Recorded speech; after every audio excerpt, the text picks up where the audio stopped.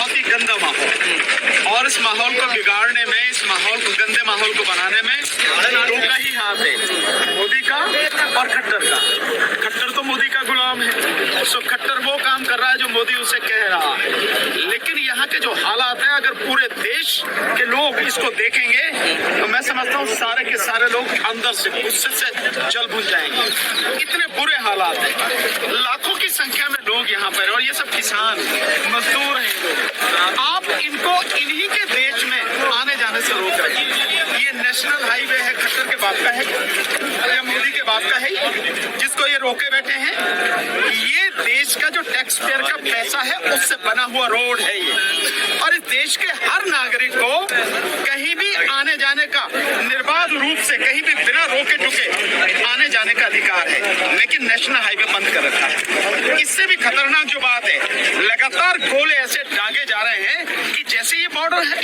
मतलब मैं जब से यहाँ हूँ, मुझे तकरीबन 2 घंटे हो गए हैं, तब से तकरीबन 150 से ज्यादा गोले यहाँ दागे जा चुके हैं। मैं भी उसकी चपेट में आते आते मैं भी बच गया। जब मैं यहाँ आया तो 3 गोले एक साथ बढ़े, मेरी भी आंखों में जलन हुई। और पूरे माहौल में, आप यहाँ से थोड़ा सा आगे जाइए, एक अजीब तरह की स्मेल, एक गंध है जो नाक में चुभती है, जहरीली गैस नाक में चुभती है, आंखों में लग रही है। मतलब बिना गोला फेंके ही ये स्थिति है। सो ये कौन कर रहा है, किस बात के लिए आप प्रयोग कर रहे हैं? अपने ही किसानों पर, अपने ही भाइयों पर गोले आप दर्शा रहे हैं। और दूसरा जो सबसे बड़ी, आप गए होंगे, देख के आए होंगे, ये नदी जो है, इस नदी के पुल पर बैरिकेड लगा रखा है, कंक्रीट की दीवार लगा रखी है। ये किसकी है? ये पंजाब की सीमा में है, ये हरियाणा की सीमा में नहीं है। अगर आप करें वो भी गलत है, पर आप करेंगे तो ज्यादा से ज्यादा अपनी सीमा में करेंगे। वो सीमा यहाँ से 100-200 मीटर आगे है। जो नक्शा है बाकायदा, मैंने, मुझे एक साथी उन्होंने नक्शा दिखाया, उसमें स्थिति है। सो इस बात के लिए पंजाब सरकार को कोर्ट में जाके अपील करनी चाहिए कि ये जो इस तरह की सारी चीजें हो रही हैं, आपको गोले फेंकना अपनी धरती पर फेंको, हरियाणा की सीमा में फेंको, आप पंजाब की सीमा में कैसे फेंक सकते हैं? आप पंजाब की सीमा में बैरिकेड कैसे लगा सकते हैं? आप किस अधिकार से लगा रहे हैं आप? और अगर आप लगा रहे हैं तो इसका मतलब साफ है कि ये खट्टर नहीं, मोदी के द्वारा लगाएगा और मोदी के द्वारा कराया गया सारा काम। बहुत सीधा सा है। तो किसानों को रोकना आप कह रहे हैं गलत है, ये कानूनी रूप से गलत है। केवल किसानों को नहीं, किसी को भी रोकना गलत है। यहाँ तो लाखों की तादाद में जो किसान है, इनको रोका हुआ किस बात के लिए? क्या कह रहे हैं ये जो जेन्युइन डिमांड है इनकी, जिन्हें सरकार को बिना इनके द्वारा आवाज उठाए ही पूरा कर देना चाहिए था। जब ये 13 महीने आंदोलन चला था, हम उस आंदोलन में शामिल है। जिस समय वो आंदोलन स्थगित हुआ था, तब सरकार के साथ में समझौता हुआ, तो वही तो मांगे हैं ये, और क्या मांगे इसमें? तो सरकार को इनसे पूछे बिना ही उन मांगों को पूरा कर देना चाहिए था। 2 साल हो गए, आपने मांगे पूरी नहीं करी, और अब आप बॉर्डर पे, मतलब इस तरह से आपने माहौल बना रखा है जैसे सब लोग दुश्मन हैं। अपने ही लोगों पर आप गोली चलवा रहे हो, गोले बरसवा रहे हो। इससे ज्यादा और घिनौना काम क्या हो सकता है? सुप्रीम कोर्ट का संज्ञान लेना चाहिए। आप भी सुप्रीम कोर्ट के एडवोकेट हैं। भाई मैं तो बहुत पहले कह चुका हूँ, अदालतें इस देश में है नहीं। अगर होती तो जो सबको दिख रहा है, एक साधारण व्यक्ति को दिख रहा है, क्या अदालत को नहीं दिख रहा? मैं आज यहाँ आके देख रहा हूँ, लेकिन बिना आए ही इससे पहले मुझे मालूम है कि किस तरह से गोले बरसाए जा रहे हैं, किस तरह से जहरीली गैस फेंकी जा रही है। और इस नदी में जो पानी छोड़ा गया, और पानी में भी जो केमिकल है, जो जहाज उठे हुए, मतलब आदमी किसी तरह से न निकल सके। यार ये तो दुश्मन के सामने होता है कि भाई किसी भी रास्ते से आ नहीं पाए, पानी है तो उसमें जहर मिला दो ताकि कहीं पिए तो मर जाए। आप ये अपने देश के लोगों के साथ में कर रहे हो। और मैं आपके माध्यम से कहना चाहूंगा, देश के लोगों को भी, सारे के सारे मुर्दों की तरह बैठे मत रहो, इन किसानों की आवाज उठाओ। ये पंजाब के किसान लड़ने की हिम्मत रखते हैं, ताकत रखते हैं, लड़ रहे हैं, लेकिन ये अपने लिए लड़ रहे, ये पूरे देश के लिए लड़ रहे हैं, ये उत्तर प्रदेश के लिए लड़ रहे हैं, ये हरियाणा के लिए लड़ रहे हैं, ये मध्य प्रदेश के लिए लड़ रहे हैं, ये महाराष्ट्र के लिए लड़ रहे हैं, ये कर्नाटक के लिए लड़ रहे हैं, ये जो है सारे के सारे जो लोग हैं बिहार के लिए लड़ रहे हैं, छत्तीसगढ़ के लिए लड़ रहे हैं, झारखंड के लिए लड़ रहे हैं, कर्नाटक तमिलनाडु के लिए लड़ रहे हैं, आंध्रा के, तेलंगाना के लिए लड़ रहे हैं, सबके लिए लड़ रहे हैं। तो देश के लोग जहां भी यार कुछ नहीं कर सकते, बोल तो सकते ही हो। सरकार के खिलाफ ये तो बोल ही सकते हो, जो दिख रहा है आपको, जो आंखों के सामने, मैं तो आंखों से देख रहा हूँ आके, ये सब कुछ आप कह सकते हो कि सरकार गलत कर रही है। कम से कम एक माहौल तो बना सकते हो, शोर तो मचा सकते हो, और भी कुछ नहीं कर सकते। तो सबको ये सब कहने की जरूरत है। इस पर एक खबर आई कि कोर्ट कह रहा है कि बस से जा सकते हैं, इनको ट्रॉली ट्रैक्टर से क्या जाने की जरूरत है? क्यों? किसी के बाप की है सड़क? क्या है ट्रैक्टर और ट्रॉली? व्हीकल तो है ना, ये व्हीकल एक्ट के अंतर्गत आता है ना, सो क्यों नहीं जा सकते? ये कैसे, मतलब अगर, मुझे बहुत दुख की बात है, अगर सुप्रीम कोर्ट ये टिप्पणी कर रही है तो तो इससे ज्यादा दुख की कोई बात नहीं है। हाई कोर्ट भी अगर कर रही है, हाई कोर्ट को क्या अधिकार है किस आधार पर कर रही है? क्या हाई कोर्ट को मालूम नहीं है कि ट्रैक्टर जो है, जो आपका जो कानून है उसके अंतर्गत आता है, व्हीकल एक्ट के अंतर्गत आता है? आता नहीं आता। सो कैसे नहीं जा सकता? आदमी पैदल चल सकता है, साइकिल से जा सकता है, रिक्शे से जा सकता है, कार से जा सकता है, ट्रैक्टर ट्रॉली से क्यों नहीं जा सकता? पॉपलेन, जेसीबी ये सब जो लेकर के जा रहे हैं, इस पे आप क्यों आपत्ति है? तो उधर नहीं देखा उन्होंने, हाई कोर्ट को दिखाई नहीं दिया, ये आंखें बंद कर रखी है। इधर की जेसीबी दिख रही है, उधर की जेसीबी नहीं दिख रही है, उधर के कंटेनर जो है वो नहीं दिख रहे हैं, उधर की बैरिकेड नहीं दिख रही है हाई कोर्ट को। क्या देख रहे हैं मतलब वो सब? क्या सॉल्यूशन रह गया? सॉल्यूशन बहुत सीधा है। सरकार को बिना शर्त और बिना 1 मिनट गवाए यहाँ बीच में किसानों के बीच में आके इनसे बात करनी चाहिए और इनकी मांगे माननी चाहिए। सारी मांगे जायज मांगे हैं, कानूनी और संवैधानिक मांगे। और वाकई में मैं तो इससे भी आगे कहूंगा, आने की भी जरूरत नहीं है। आप वहीं से कही कि हमने आपकी सारी मांगे मान ली, आपको जो आप चाह रहे हैं वही होगा, वैसे ही होगा, क्योंकि सरकार के पास संसाधन की कमी नहीं है। जिस सरकार का बजट, केंद्र सरकार का बजट 50 लाख करोड़ रुपए साल का है, 50 लाख करोड़ आज की तारीख में। और अगर किसानों की जो मांगे हैं एज इट इज, ये सारी मांगे अगर मान ली जाए, मनरेगा जो ये कह रहे हैं मजदूरों के लिए वो दे दिया जाए, और भी सारी चीजें जो कह रहे हैं वो मान ली जाए, तो 15 लाख करोड़ से ज्यादा खर्च नहीं होगा। तो 50 लाख करोड़ में 15 लाख करोड़ रुपए खर्च करके आप कितने लोगों का भला कर रहे हो? 14 करोड़ 64 लाख परिवार, किसान परिवार है सरकारी आंकड़े के हिसाब से। 10 करोड़ खेतीहर मजदूर हैं, कुल मिला के 25 करोड़ परिवार हैं। एक परिवार में मिनिमम 4 लोग भी माने तो 100 करोड़ लोग, 100 करोड़ लोगों को 15 लाख करोड़ रुपए आप खर्च करके जीवन उनका बेहतर कर सकते हो। इससे बढ़िया और क्या होगा?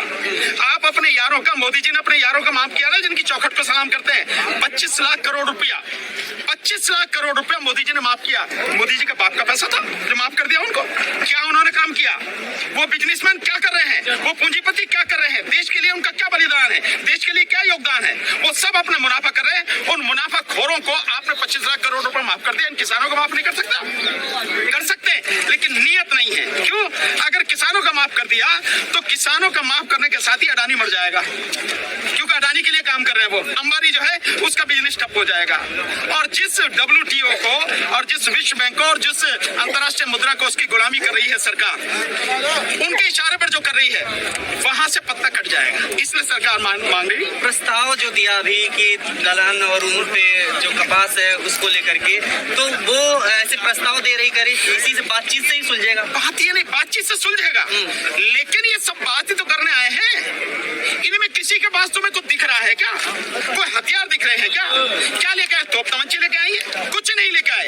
ये आपसे बात करने आए हैं, और बात करने भी इन्हें तब आना पड़ा जब 2 साल आपने बात सुनी ही नहीं, आपने काम किया ही नहीं जो आपको करना चाहिए था।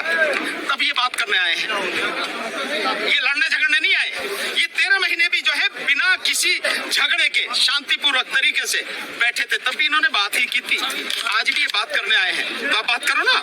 आप बात नहीं कर रहे हो, गोले चलवा रहे हो आप।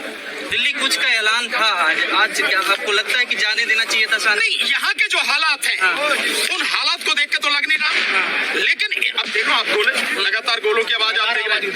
तो ये जो हालात हैं, और मैं जब दिल्ली से आ रहा हूँ, दिल्ली पर सिब्बू बॉर्डर को पूरी तरह से किले में तब्दील कर दिया, मतलब इतनी वहां पे फोर्स लगा रखी, छावनी बना रखी है।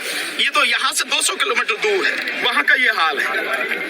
अभी सिर्फ आवाज पे की कूच करेंगे तब ये हालत है। आप लोग देश के जो हालात जिस तरह से सरकार ने कर रखे हैं, ये सरकारी गुंडागर्दी है और कुछ नहीं है। अभी ईवीएम की लड़ाई भी आप लड़ रहे हैं दिल्ली में, यहाँ पर जो ईवीएम को लेकर के कहा जा रहा है, क्या ईवीएम एक ऐसा चीज है अस्त्र की, उससे ये सब चीजें किया जाता है? ईवीएम की वजह से ही तो इनकी मांगे नहीं मानी जा रही। अगर ईवीएम नहीं होती तो सरकार घुटनों के बल के इनकी मांग मान लेती। क्यों? इनकी वोटों की जरूरत नहीं है। मोदी को देश में किसी के वोटों की जरूरत नहीं है, क्योंकि वोट छापने वाली मशीन उसके हाथ में है। वो ईवीएम से वोट छाप रहा है, इसलिए जो मतलब किसी की बात सुनने को तैयार नहीं है। नहीं तो नेता अगर 200 लोग भी कहीं खड़े हो जाए तो उसकी टांगे कांपने लगती है, ये मेरी वोट चली जाएंगी। उसे वोटों की चिंता नहीं है। और आज की तारीख में तो मशीन ही वो बना रहा है, मोदी ही मशीन बना रहा है। कैसे बना रहा है? जो भारत इलेक्ट्रॉनिक्स लिमिटेड है, वो Bharat electronics limited government of India की कंपनी है, जो ईवीएम और वीवीपैट मशीन बना रही है नहीं है? दूसरा, जो ECIL और ये सारी कंपनियां हैं BEL में, भारत इलेक्ट्रॉनिक्स लिमिटेड में, बीजेपी के यहाँ तक ड्रोन आ गया।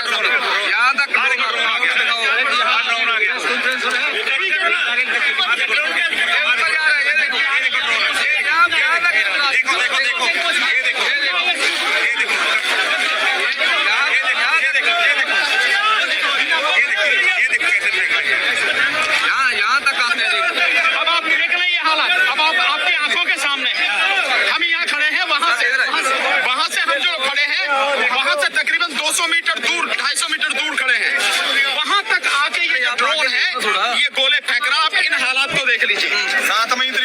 निश्चित रूप से जो मैं आपको बात बता रहा था कि जो भारत इलेक्ट्रॉनिक्स लिमिटेड है उसमें बीजेपी के 4 इंडिपेंडेंट डायरेक्टर हैं जो मशीनें बना रहे हैं, जिसका सॉफ्टवेयर जो डेवलप करते हैं और जो उस चिप के साथ में लिंक करते हैं। तो आज की तारीख में मशीनें वो बना रहे हैं। Election commission of India, election commission of Modi हो चुका है। जैसा मोदी चाहता है इलेक्शन कमीशन वैसे काम कर रहा है। सरकार को इनकी जरूरत नहीं है वोटों की, इसीलिए ये सारी चीजें कर रहे हैं। अगर वोटों की जरूरत होती तो उसकी हिम्मत नहीं। दिल्ली में ईवीएम के खिलाफ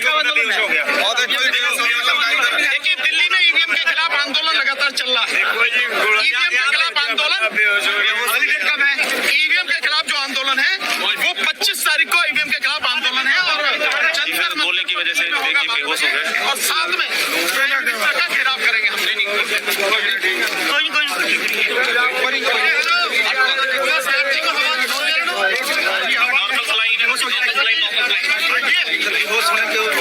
हमला हो गया, इनको आंख पे लग गया चोट, आंसू गैस के गोले से।